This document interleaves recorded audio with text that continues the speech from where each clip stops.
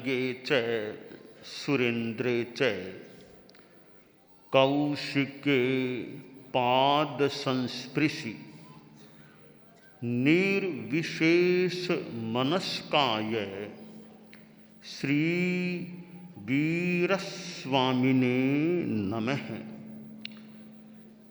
आरहत वाङ्मय में कहा गया है, च इत्ता भारहम वासम चक्रवट्टी महिद्धिओ संति संति करे लोए पत्तो गई मनुत्तरम। 24 तीर्थंकरों में 16वें तीर्थंकर भगवान शांतिनाथ हुए हैं और उन्होंने परित्याग किया। वे चक्रवर्ती थे, महान रिद्धि संपन्न थे और त्याग करके वे संत बन गए और तीर्थंकर भी बन गए। दुनिया में अध्यात्म के जगत में संभवतः सबसे बड़ा पद है तो तीर्थंकर का है। तीर्थंकर से बड़ा संभवतः और कोई भी पद खासकर हमारी जैन परंपरा में नहीं होता है मनुष्यों में। और भौतिकता की दृष्टि से देखें तो संभवतः चक्रवर्ती से बड़ा कोई पद नहीं होता। एक तरफ भौतिकता और दूसरी तरफ आध्यात्मिकता। भौतिक जगत का बहुत बड़ा आदमी चक्रवर्ती होता है और अध्यात्म जगत का बहुत बड़ा अधिकृत अध्यात्म प्रवक्ता व्यक्ति तीर्थंकर होता है। जो मनुष्य एक ही जीवन काल में चक्रवर्ती भी बने और उसी जीवन काल में तीर्थंकर भी बने, वह तो कितना बड़ा आदमी हो गया कि भौतिक जगत का भी मानो सर्वोच्च स्थान जो भी प्राप्त कर लिया और अध्यात्म जगत में पद की दृष्टि से संभवतः सर्वोच्च पद उसको भी प्राप्त कर लिया। भगवान शांतिनाथ ऐसे व्यक्ति थे जिन्होंने चक्रवर्तित्व और तीर्थकरत्व दोनों का प्रापण किया, दोनों को प्राप्त किया। और अध्यात्म का अपना महत्व है। भौतिकता बहुत बड़ी चीज संसार की दृष्टि में हो सकती है, सांसारिक लोगों के संदर्भ में हो सकती है, पर अध्यात्म के सामने भौतिकता बिल्कुल बोनी चीज होती है। मुझे कोई पूछे या वर्तमान विचारधारा में मैं बताऊं तो दुनिया का चक्रवर्ती भी आ जाए और एक साधु बैठा है तो ठीक है, भौतिकता में चक्रवर्ती बड़ा आदमी है, परंतु चक्रवर्ती के लिए भी वह अकिंचन साधु पूजनीय है। साधु के लिए चक्रवर्ती पूजनीय नहीं है, पर चक्रवर्ती के लिए साधु पूजनीय होता है। क्यों होता है? कि साधु में त्याग है, चक्रवर्ती में वह त्याग नहीं है। और चक्रवर्ती अवस्था में तो 5वां गुणस्थान भी नहीं होता। सिद्धांत कहता है कि चक्रवर्ती जो होता है वो तो श्रावक भी नहीं बन पाता है चक्रवर्ती काल में। आप लोग गृहस्थ हैं, कईयों के पास बहुत बड़ी संपदा हो सकती है, बड़ी संपदा के आप मालिक हो सकते हैं, भौतिक चीजें आपके पास हो सकती है, हीरे पन्ने माणक मोती रत्न कितनी चीजें आपके पास हो सकती हैं, और साधु के पास हीरा पन्ना क्या 1 रुपया भी नहीं है। इस स्थिति में भी मैं अनुभव करता हूं या मानता हूं कि वे हीरे पन्ने सब नाकुछ से हैं साधु की साधना के सामने। साधु की जो साधना तपस्या है, संयम है, जो संयम का रत्न है, उसके सामने दुनिया का बड़े से बड़ा रत्न भी आ जाए, मैं तो उसे बहुत ही तुच्छ या बहुत ही छोटा मानता हूं। क्यों? कि ये दुनिया के रत्न कितने भी आपके पास हैं, परंतु किसी आदमी को मान लो नरक में जाने का आयुष्य बंध गया, तो करोड़ रत्न आप दे दो कि करोड़ रत्न दूंगा नरक से मुझे बचा लो, करोड़ रत्नों में ताकत नहीं कि आदमी का जिसका आयुष्य अच्छी तरह बंध गया नरक गति का, उसे कोई नरक से बचा सके। तो वो करोड़ रत्न क्या काम आए? संयम रत्न ऐसा है कि वो नरक में फिर नहीं जाने देगा, कि संयम अवस्था में है आयुष्य बंधेगा तो उसमें इतनी ताकत है, न नरक में जाने देगा, न त्रियंच गति में जाने देगा, और न मनुष्य गति में उस जीवन के बाद या तो मोक्ष में या देवगति में ही जाएगा।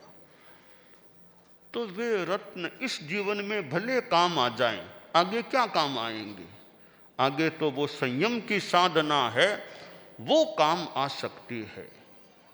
इसलिए भौतिकता की दुनिया अलग है और आध्यात्मिकता की दुनिया अलग है।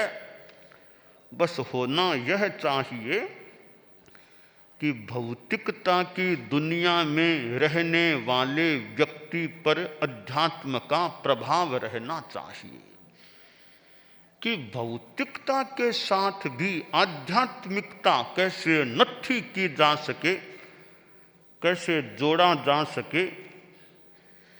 नैतिकता और आध्यात्मिकता का कंट्रोल भौतिकता पर रहता है तो भौतिकता की गाड़ी ठीक ठाक चल सकती है, और जहाँ भौतिकता की गाड़ी पर वो संयम का ब्रेक नहीं है, अध्यात्म का ब्रेक नहीं है, अध्यात्म का ज्ञान भी नहीं है, वो भौतिकता की गाड़ी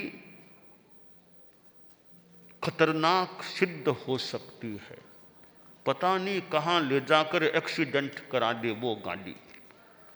परम पूज्य आचार्य श्री महाप्रज्ञ जी एक छोटी सी बात फरमाई थी, उसका सारांश या मेरी शैली में ऐसे है कि वो एक कार शाम के समय जा रही थी, शहर का मामला था, वो ट्रैफिक पुलिस का आदमी वो खड़ा था चौराहे पर, देखा कि गाड़ी आ रही है, अब तो लाइट का समय हो गया, लाइट नहीं है, अंधेरा भी हो गया है। तो बेचारा बोला रुको रुको, गाड़ी में लाइट नहीं है, लाइट रुको रुको, लाइट नहीं है। ड्राइवर बोला तुम एक तरफ हो जाओ, इसके ब्रेक भी नहीं है।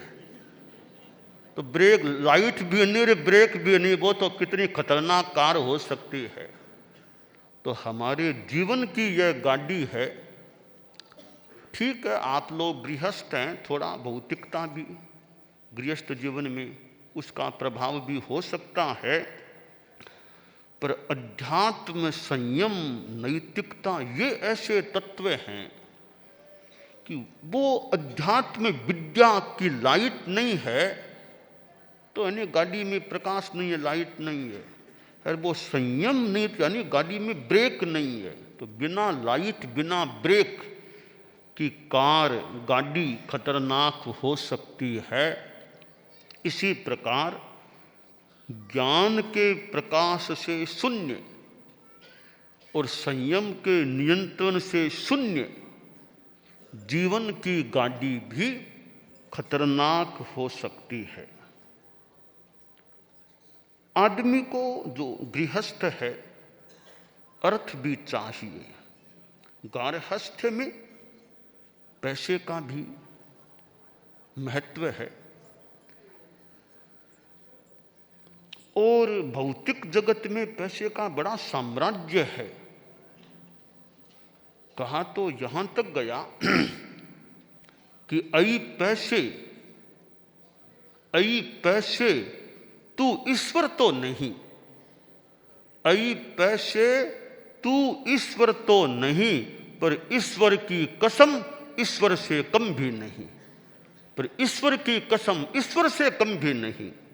यानी भौतिक जगत का ईश्वर, भौतिक जगत का प्रधान तत्व एक संदर्भ में पैसा हो सकता है, परंतु शांतिनाथ भगवान की बात मैंने शुरू की थी। शांतिनाथ के नाम में ही नाम भी शांति है। हम यदा कदा ओम, कोई लोग ओम शांति ओम शांति ओम शांति, तो शांतिनाथ भगवान पैसा है पर शांति नहीं है, तो जीवन में एक बड़ी कमी है। अब प्रश्न है कि पैसा भी जीवन में जरूरी है। उद्योग धंधा दुनिया में चलता है और उद्योग धंधे के द्वारा जनता की सेवा भी हो सकती है। यह जो व्यापार, उद्योग, फैक्ट्रियां, कारखाने, पदार्थों का निर्माण है, उसकी निष्पत्तियां दो होती है। एक निष्पत्ति तो यह है कि उद्योग, फैक्ट्री, कारखानों के द्वारा पदार्थों का निर्माण होता है और कितने लोगों की आवश्यकताओं की पूर्ति उसके द्वारा होती है और कितने कर्मचारियों की आजीविका उस फैक्ट्री आदि के आधार पर चलती है। ये दो रूपों में तो जनता की सेवा हो सकती है कि फैक्ट्री, कारखाना, उद्योग, इंडस्ट्री आदि के द्वारा कितने सामान्य लोगों को वेतन मिलने से उनके परिवार की, उनके घर की आजीविका चलती है, उनको जीने का साधन मिलता है, और कितने लोगों की आवश्यकता की पूर्ति, पदार्थों की प्राप्ति फैक्ट्री, कारखाने आदि के द्वारा हो जाती है। तो यह भी सेवा है। तो दो प्रकार की सेवा होती है कि वैतनिकों को वेतन मिलने से उनकी जीविका चलती है और पदार्थों का निर्माण होने से उपभोक्ताओं की आवश्यकताओं की पूर्ति भी होती है। यह दो प्रकार की सेवा इंडस्ट्री आदि के द्वारा हो सकती है। एक तो यह निष्पत्ति है। दूसरी निष्पत्ति है जो उद्योगपति या मालिक जो लोग हैं, उनको साथ में पैसा भी मिलता है तो मिल जाता है, कमाई होती है, वो उनको लाभ मानो हो जाता है। अब यहाँ चिंतन का विषय यह है उद्योगपतियों के लिए कि हमारे उद्योग के द्वारा, धंधे के द्वारा जनता की सेवा भी होती है, हो सकती है, साथ में हमें पैसा भी मिलता है। तो उद्योगपति यह सोचे कि ठीक है, आखिर पैसा तो हमें भी चाहिए, आखिर इतना करते कुछ कमाई तो हमें भी चाहिए, परंतु सेवा और पैसा की प्राप्ति की दो निष्पत्तियां हैं। मेरे दिमाग में पैसा पाने का महत्व कितना है और सेवा का महत्व कितना है। अगर मैं सेवा से ज़्यादा, बहुत ज़्यादा महत्व पैसा पाने को दे दूंगा तो कहीं मेरी वो सेवा कुछ कमी वाली न रह जाए। मजदूर और मालिक मजदूर काम करता है, श्रम करता है, उसका शोषण भी नहीं होना चाहिए। कि मजदूर काम करे और पूरा उसको वेतन न मिले तो मजदूर का किसी रूप में शोषण हो सकता है। मजदूर हो, कर्मचारी, जो भी काम करने वाले हैं, मजदूर काम करे और मालिक उसको पैसा वेतन देने में हाथ इकट्ठा करे दुर्भावना से, तो मालिक के द्वारा मजदूर का शोषण हो सकता है। दूसरी ओर मालिक वेतन दे रहा है, मजदूर काम करने से जी चुराता है, काम पूरा नहीं करता है, तो मजदूर के द्वारा उद्योग का शोषण किया जा रहा है, मजदूर के द्वारा मानो मालिक का शोषण किया जा रहा है। तो मालिक मजदूर का शोषण न करे और मजदूर मालिक का शोषण न करे। यह स्थिति कब बन सकती है? जब अध्यात्म का भौतिकता पर प्रभाव हो, नैतिकता संयम का भौतिकता पर प्रभाव हो। तो मैंने जो कहा कि ये दो वैसे तत्व हैं, एक क्षमा भौतिकता का है, एक क्षमा आध्यात्मिकता का है। गृहस्थ जीवन में कोरी भौतिकता न रहे, भौतिकता के साथ आध्यात्मिकता भी जुड़ी रहे, तब तो गृहस्थ जीवन ठीक ठाक चल सकेगा। और केवल भौतिकता प्रधान हो गई, न नैतिकता का महत्व है, न संयम का महत्व है, न कोई अध्यात्म विद्या का महत्व है, तो वो भौतिकता कष्टकर हो सकती है, तनाव पैदा ज़्यादा करने वाली, मन को मलिन बनाने वाली, और कहीं आम जनता में विश्वास भी कम करने वाली बन सकती है। इसलिए यह अर्थ एक ऐसा तत्व है पैसा, जिसकी उपयोगिता भी बहुत है आप लोग गृहस्थों के लिए, पर पैसे के साथ वो नैतिकता, मोरलिटी, मोरल वैल्यूज, एथिक्स, वो चीज़ें अच्छी रहती है। यानी अर्थ पर धर्म का अंकुश, अर्थ अंकुश विहीन न हो जाए, तो अर्थ पर धर्म का, धर्म यानी नैतिकता संयम, वो उसका अंकुश है, तो अर्थ का क्रम ठीक रह सकता है। निरंकुश अर्थ है वो थोड़ा अशुद्ध हो सकता है। जो पैसा प्रामाणिकता, ईमानदारी, न्याय, नीति के साथ किए जाने वाले धंधे से आता है, वो पैसा शुद्ध पैसा एक संदर्भ में हो सकता है। और जहाँ अनैतिकता, धोखाधड़ी, बेईमानी ये सब हैं, उनसे जो पैसा आता है वो अशुद्ध पैसा होता है। उद्योगपति, व्यापारी आदि लोग यह ध्यान दे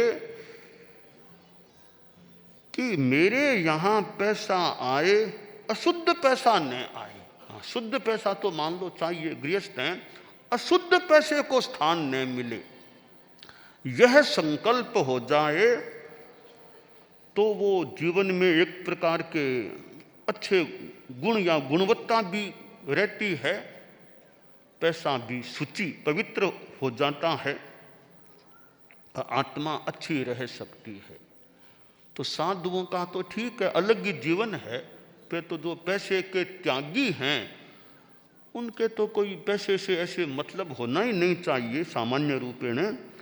पर गृहस्थ हैं जो पैसों की दुनिया में रहने वाले हैं, कमल है, वो पंख में रह करके भी निर्लेप रहे, वो खास बात है।